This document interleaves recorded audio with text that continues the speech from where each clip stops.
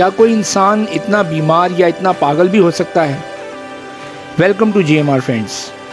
आज हम जिस सीरीज़ की बात करने जा रहे हैं उस सीरीज़ का नाम है Dahmer, monster the Jeffrey Dahmer story. ये सीरीज़ अभी हाल ही में नेटफ्लिक्स OTT प्लेटफॉर्म पर रिलीज़ हुई है।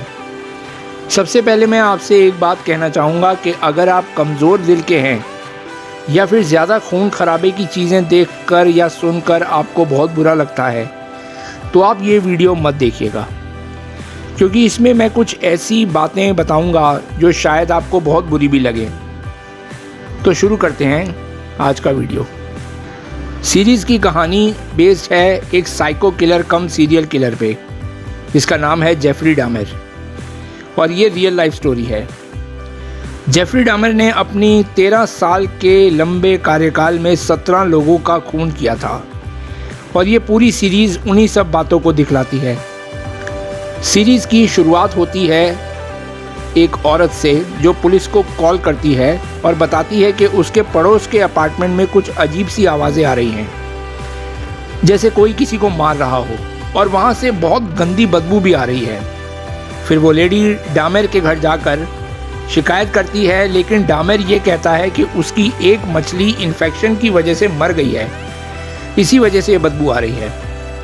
इसके बाद डामर अपने घर से निकलता है और एक नाइट क्लब में जाता है। वहाँ से वो एक लड़के को अपने घर ये बोलकर लाता है कि मैं तुम्हारे साथ एक न्यूड फ़ोटो शूट करना चाहता हूँ और तुम्हें मैं इसके पैसे भी दूँगा। घर आने पे अचानक डामर का विभत्स रूप सामने आता है, लेकिन वो लड़का किसी तरह से बचकर भाग निकलता है, और बाहर निकलते ही संजोग से उसे पुलिस भी मिल जाती है। पुलिस के घर आने पर और तलाशी लेने पर पता चलता है कि डामर ने अपने घर में एक एसिड का ड्रम रखा हुआ है, जिसमें वो लोगों को मारने के बाद डाल देता था। इसके बाद ये भी दिखाया जाता है कि उसके फ्रिज में लोगों के कटे हुए अंगों को रखा गया है, जिन्हें वो टाइम टाइम पे पका कर खाता भी था, और साथ ही में एक आदमी का कटा हुआ सर भी मिलता है। इसके अलावा उसके घर में कई कंकाल और हड्डियां भी मिलती हैं। इसके बाद की कहानी फ्लैशबैक में जाती है, जहां दिखाते हैं कि उसके माता पिता का हमेशा झगड़ा होता रहता था, और उसके पिता ने ही उसे ये काटना पीटना सिखाया था, लेकिन केवल मरे हुए जानवरों पे। अब इसके बाद की कहानी कभी प्रेजेंट में चलती है तो कभी पास्ट में। सीरीज़ में ये भी दिखाया गया है कि डामर को शुरू से ही वो लव और अट्रैक्शन नहीं मिला जो वो चाहता था, और फिर पहला खून उससे गलती से हुआ और उसके बाद उसे मज़ा आने लगा। और सिर्फ यही नहीं, उसके बाद वो लोगों को मारकर उनकी लाश को अपने घर में रखता था, उनकी लाश के साथ सेक्स करता था, और फिर जब उनसे बदबू आने लगती थी तब वो उनके अंगों को काट कर बड़े मज़े से खाता था, जैसे उनका दिल, दिमाग, किडनी, लीवर और उनके गुप्त अंग भी खाता था। सीरीज़ में इतना खून खराबा दिखाया गया है कि एक बार हर किसी की बस हो जाती है। सीरीज़ का ओवरऑल डायरेक्शन बहुत अच्छा है। इसे डायरेक्ट किया है फेमस हॉलीवुड डायरेक्टर्स इयन ब्रीमन और रायन मर्फी ने।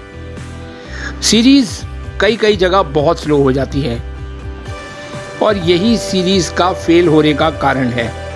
इसकी बहुत लंबी लेंथ, इसका स्टोरी नरेशन बहुत ही लंबा है। मेकर्स ने लगता है इसकी तरफ बिल्कुल ध्यान ही नहीं दिया, तभी तो स्टोरी कब इंटरेस्टिंग से बोरिंग हो जाती है पता ही नहीं चलता।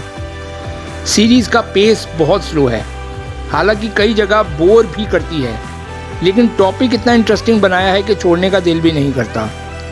और साथ ही में इवन पीटर्स और नीसी नैश, इन दोनों की एक्टिंग बहुत ही कमाल की है। इवन पीटर्स ने जेफरी डामर की भूमिका निभाई है और नीसी नैश ने ग्लेंडा क्लीवलैंड की, जो कि उनकी पड़ोसन है।